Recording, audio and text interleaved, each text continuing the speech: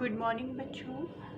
हम पार्ट 5 मिठाई वाला पढ़ रहे थे। इसमें एक फेरी वाला है जो बड़ी ही मधुर आवाज़ में गलियों में घूम घूम कर बच्चों को लुभाने वाली चीज़ें बेचा करता है और बच्चे बड़े खुश होकर उससे चीज़ें लिया करते हैं। आगे पढ़ेंगे। रोहिणी उठकर अपने पति विजय बाबू के पास गई। जरा उस मुरली वाले को बुलाओ तो चुन्नू मुन्नू के लिए ले लूं, क्या पता यह फिर इधर आए या ना आए। वे भी जान पड़ता है कि पार्क में खेलने निकल गए हैं। चुन्नू मुन्नू ने खिलौने वाले से कौन से खिलौने लिए थे? हाथी और घोड़ा।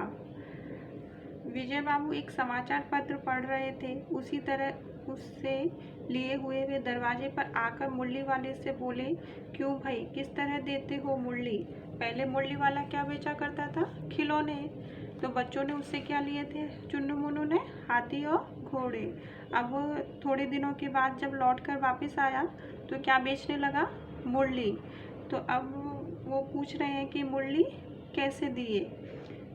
किसी की टोपी गली में गिर पड़ी, किसी का जूता पार्क में ही छूट गया और किसी की सौंतनी पजामा ही ढीली होकर लटक आई।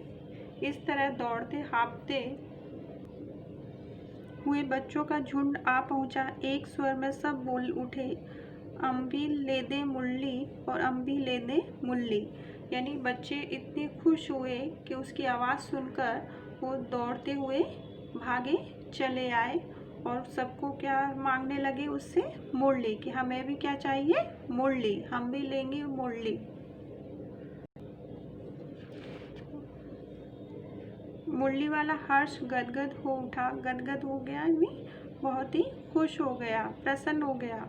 बोला, सबको देंगे भैया, लेकिन जरा रुको, ठहरो, एक एक को देने दो। अभी इतनी जल्दी हम कहीं लौट थोड़े ही जाएंगे, बेचने ही आए हैं। और भी इस समय मेरे पास 1 2 नहीं, पूरी 57 है। हाँ बाबूजी, क्या पूछा था आपने? कितने में दी है? दी तो वैसे 3-3 पैसे के हिसाब से है, पर आपको 2-2 पैसे में ही दे दूंगा। विजय बाबू भीतर बाहर दोनों रूपों में मुस्कुराकर दिए। मन ही मन कहने लगे, कैसा है, देता है तो सबको इसी भाव से दे, पर मुझ पर उल्टा एहसान लाद रहा है। फिर बोले, तुम लोगों की झूठ बोलने की आदत होती है, देते होंगे सभी को 2-2 पैसे में, पर एहसान का बोझा मेरे ही ऊपर लाद रहे हो। विजय बाबू कह रहे हैं कि दुकानदारों की क्या जो आदत होती है कि वो तो झूठ बोलते हैं, अपनी चीज़ को बेचने के लिए झूठ बोलते हैं सभी को, चाहे उसका एक ही दाम से बोलते होंगे, मगर किसी को दाम क्या बताते हैं, किसी को उसकी कीमत क्या बताते हैं, और फिर उसको कीमत कम करने के लिए ऐसा करते हैं जैसे हम पर कोई एहसान किया हो। मुरली वाला एकदम अप्रतिभ हो उठा। अप्रतिभ यानी उदास हो उठा। बोला, आपको क्या पता बाबूजी, इनकी असली लागत क्या है?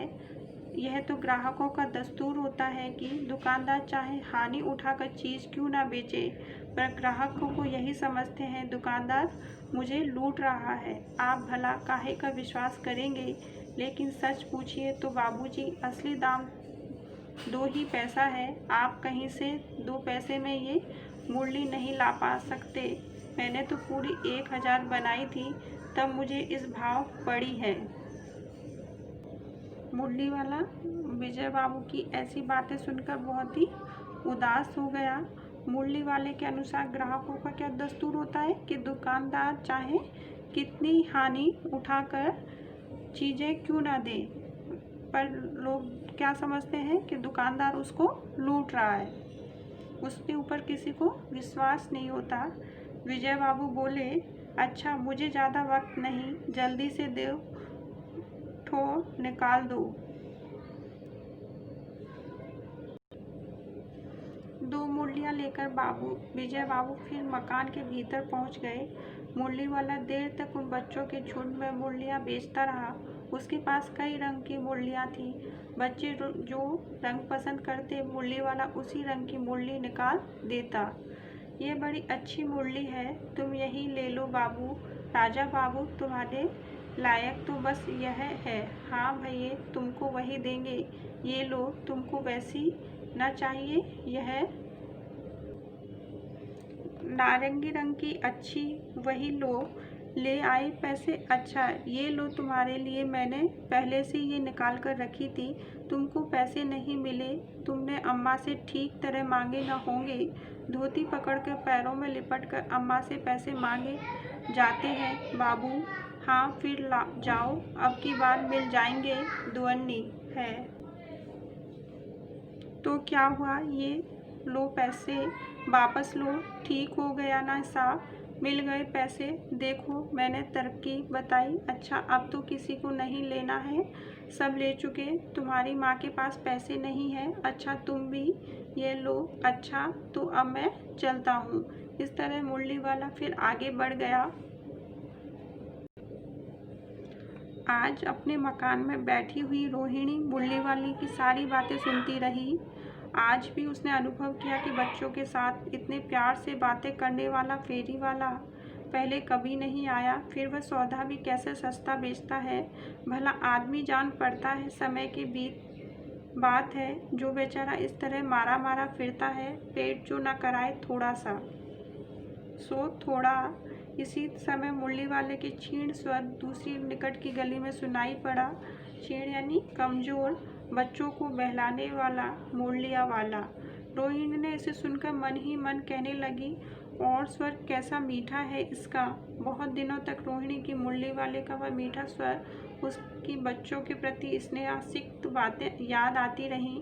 महीने के महीने आए और चले गए, और फिर मुरली वाला ना आया। धीरे धीरे उसकी स्मृति भी क्षीण हो गई।